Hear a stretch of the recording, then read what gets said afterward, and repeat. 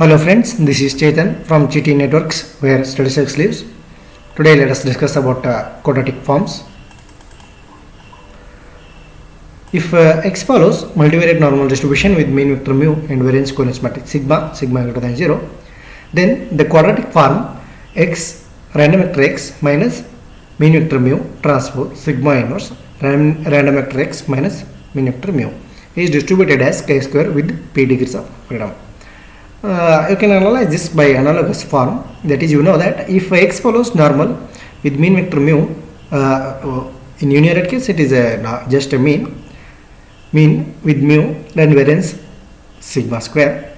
Then if you want to standardize it, you have to subtract this by this X by this mean mu, and you have to divide it by standard deviation sigma. So the standardized form is here, xi minus mu by sigma, and you have to square it. If the square of a standard normal unit is a chi square unit, so with the 1 degree of freedom here. And next, if you have p variables, this will be chi square with p degrees of freedom. The same can be applied to multivariate case. Okay, xi minus mu whole square is there, so you have to split it into two terms. One is xi minus mu transpose, that is you have to take a random vector x and mean vector mu, and the one more will be taken here.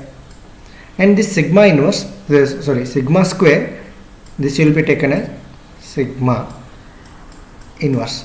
So this has been written here. So this follows chi square with p degrees of freedom. Okay. Next, if you don't want to subtract this mean vector mu, then you will get a non-central chi square distribution with the p degrees of freedom. The non-centrality parameter is given by this mu dash sigma inverse mu. Next, if X follows the same normal with p dimension, mean vector mu and variance covariance matrix sigma, then X random vector X bar, the summation of this means you have to take the mean of the random vectors. Then the quadratic form will be of this form.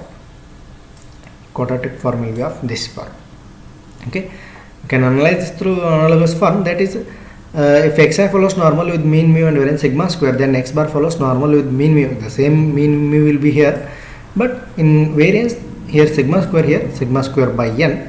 So x bar minus mu by sigma by root n. This you have to standardize. This follows normal 0 1, and then on squaring it you will get chi square with 1 degree of freedom.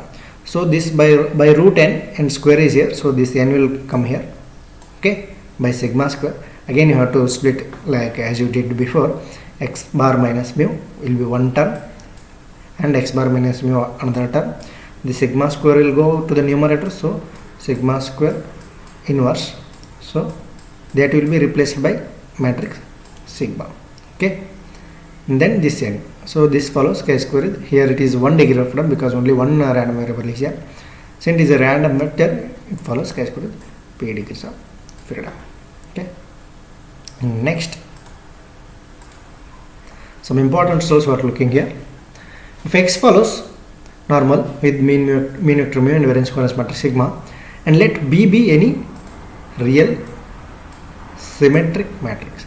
Symmetric means Aij is equal to Aj for all I is equal to J, I ranging from 1 to m and J ranging from 1 to m only, because it is a symmetric matrix, and symmetric matrix is defined for a square matrix with the rank of B is equal to k. You have to observe this, rank of B is equal to k. You have to observe this carefully. Rank of B is k and k is less than p.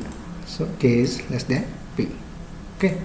Then X transpose Bx is again a quadratic form with the degrees of freedom is chi square with k degrees of freedom. Since rank of B is k, this follows chi square with k degrees of freedom, and since you have not subtracted the mean vector mu, so this is non-central. This prime comes here, non-central with the non-central vector delta, and delta can be given by this.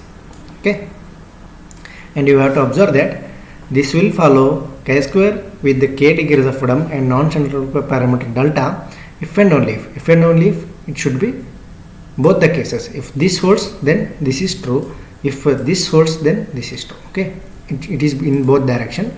So if and only if B is idempotent matrix. Idempotent matrix means B square is equal to B. Okay, if you want to square it, if you square it again, you will get B only. So that is B square is equal to B. That is idempotent matrix. If B is idempotent matrix, then this holds. If this holds, then B is idempotent matrix. So this is the meaning of this result. Okay, this X follows normal with mean vector 0. So the rank of sigma is R is less than P. Then X transpose Bx follows chi squared R degrees of freedom. If B is generalized inverse of sigma, since sigma it doesn't have rank P, then it will not have any unique inverse, so it has to have generalized inverse. That generalized inverse is defined by B here, and the rank of B is R. Since the rank of B is R, you are having chi squared R degrees of freedom. Next result, it is based on the quadratic forms. If you want to have quadratic form Q1 based on this partition, so the partition of the quadratic form also follows chi squared. The partition of quadratic form also follows chi-square distribution with P minus Q degrees of freedom. Since here sigma is having P by P matrix and this is Q by Q, so P minus Q, here P and it is Q, P minus Q, and next part it is P, sigma is P by P, and this is sigma 2 is P minus Q by P minus Q. So hence P minus P minus Q. So this P goes with P, minus of minus is Q is plus, so chi squared Q degrees of freedom. Next result. These results are based on dependence and independence. If X follows normal with the mean vector mu and covariance matrix sigma greater than 0, if you want to say that Ax and Bx, here A is a Q by P matrix and B is a R by P matrix. If you want to say this Ax and Bx are independent, if and only if you have to concentrate on if and only if A sigma B transpose is equal to 0. So this can be obtained by this derivation. Here Ax follows normal with Q degree, since this compatibility Q by 1, so normal with Q degrees of freedom A mu A sigma A transpose. Bx follows since it is R by P, so this is R here. Okay, so this follows B mu with B sigma B transpose. And if you want to obtain the covariance of this, covariance of Ax and Bx is given by A into this will come out, so A into covariance of X and this B will come out as B transpose. Okay, so that can be given by A sigma B transpose. So this A sigma B transpose, if you want these to be independent, then A sigma B transpose has to be 0. So that case has been given here. And let's look at the next result. If X follows normal with the mean vector mu and covariance matrix sigma, then X transpose Ax and Bx are independent if and only if B sigma A is 0. So if you want these two to be independent, then this result should hold. If X follows normal with mean vector mu and covariance matrix sigma greater than 0, A and B are real, symmetric and idempotent matrices with the rank of A is K1 and rank of B is K2, where K1 is less than P as well as K2 is less than P, then the quadratic forms Q1 and Q2. So this result is based on the independence of quadratic forms. So you see that whether this Q1 is independent of Q2 or not.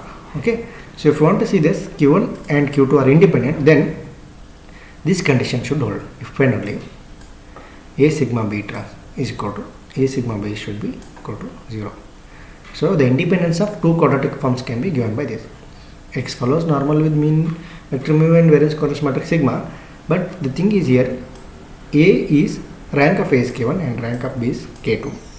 Where K1 is less than P and K2 is less than P, Q1 with this A comes here and B comes here. So if you want these two quadratic forms to be independent, then this condition should hold. One may note that if sigma is equal to IP means identity matrix with P by P or P by P, then the result would reduce to AB is equal to 0. Okay, and next let's move to the next result. So this is expectation of quadratic form. If you want to take the expectation of the quadratic form, that is expectation of X transpose Ax, that will be trace of A sigma plus mu transpose A sigma. And this completes the results and quadratic forms. Let us look at some of the problems in the next video. Thank you friends. Thank you for watching my video.